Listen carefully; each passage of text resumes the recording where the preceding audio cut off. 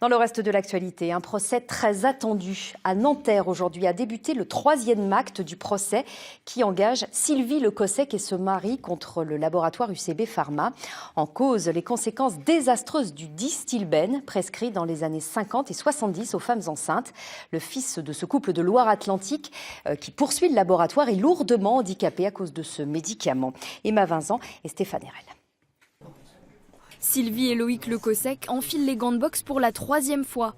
Leur adversaire, le Distilbène, un médicament qui a entraîné une malformation de l'utérus chez Sylvie.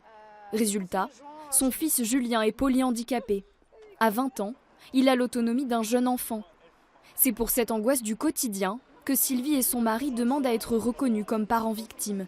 Je veux aussi que ce procès aide l'ensemble des victimes qui ont peut-être moins de moyens, je dirais, stratégiques, intellectuels, financiers. Parce qu'il faut qu'on avance des sommes folles pour aller dans des procès comme celui-ci. Et donc, je souhaite aussi cet esprit solidaire vis-à-vis des victimes du Distilbène. Dans une lettre ouverte au laboratoire, Sylvie pointe du doigt les sacrifices de son couple. Vous avez l'arrogance de prétendre que nos carrières professionnelles n'ont pas été impactées par le laboratoire UCB Pharma. Ineptie totale. Une carrière internationale impossible pour Sylvie. 7 ans d'arrêt professionnel pour Loïc.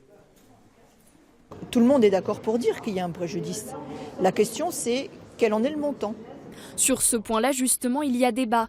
1,5 million d'euros doivent être indemnisés selon l'expert des Lecossec. 400 000 euros selon l'expert du laboratoire pharmaceutique. Aujourd'hui, les deux camps se sont accordés sur la somme provisoire de 700 000 euros. Pour vous, l'accord, le protocole trouvé est équitable? Parfaitement juste et équitable. Et je pense que,